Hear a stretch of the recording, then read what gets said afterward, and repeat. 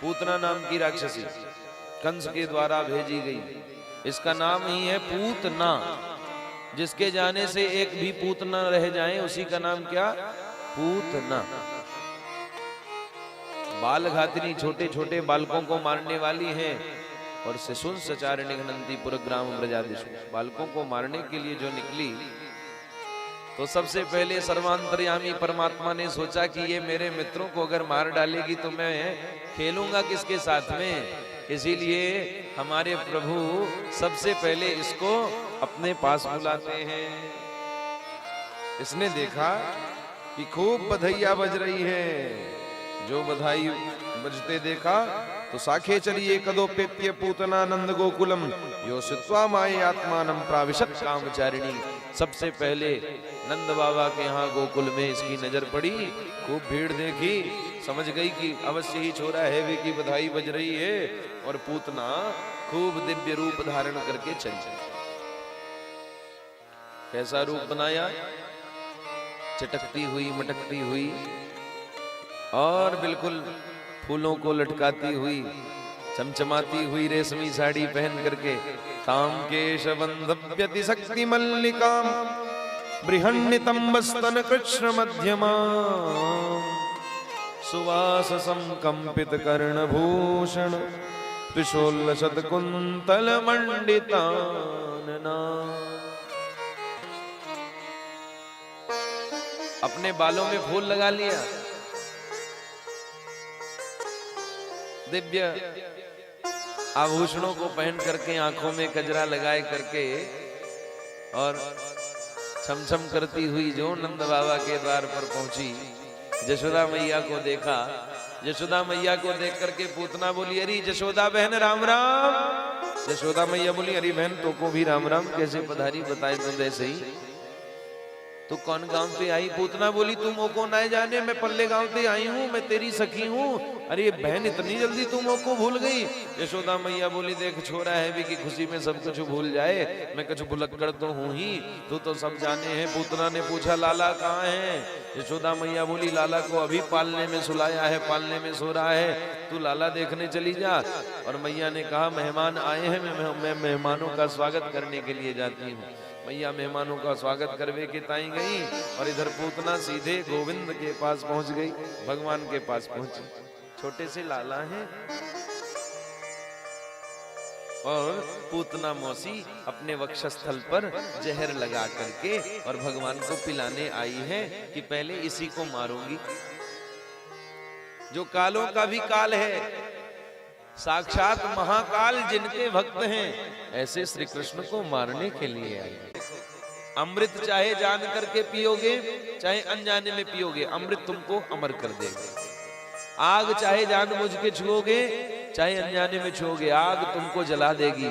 ऐसे ही भगवान के पास चाहे जानबूझ के जाओ, चाहे अनजाने में जाओ, भगवान तुम्हारा कल्याण कर देंगे। बंधु, हमारे प्रभु कल्याण करने वाले हैं। प्रभु ने जो देखा, पूतना आई है, भगवान ने अपने नेत्रों को बंद कर लिया।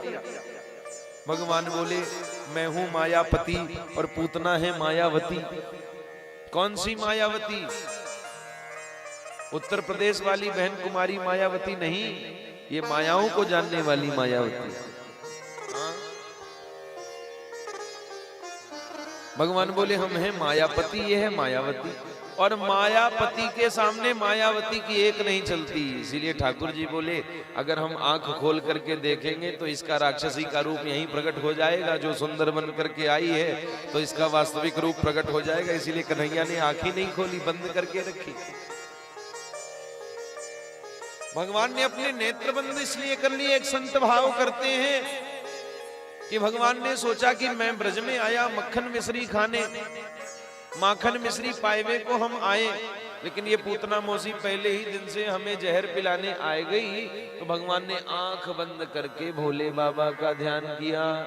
भोले बाबा, आपको जहर पीने को बड़ो अभ्यास है, आप आए करके जहर पी लो, मैं पूतना के प्राणों को पी लूं।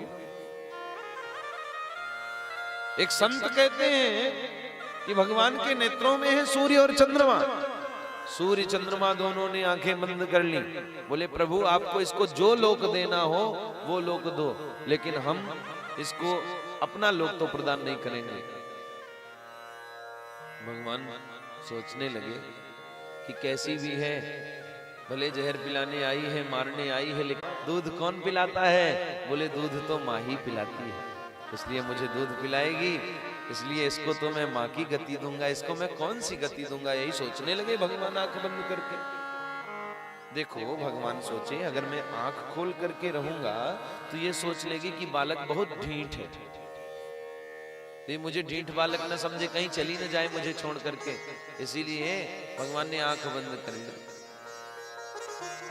एक संत भाव करते हैं कि बड़े से बड़े कष्ट ध्यान के द्वारा दूर हो जाते हैं, इसीलिए भगवान ध्यान करने लग गए।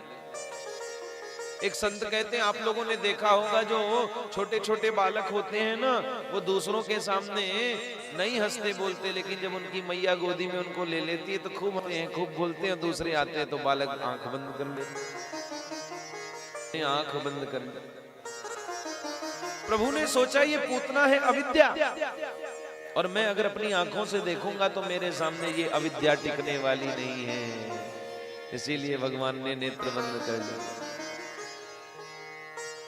भगवान सोचते हैं कि बाहर से तो खूब सज धज करके आई है, बाहर से तो खूब सुंदर बन करके आई है, लेकिन इसका मन काला है, और जिसका मन काला होता है उसकी ओर मुरली वाला नहीं देखता।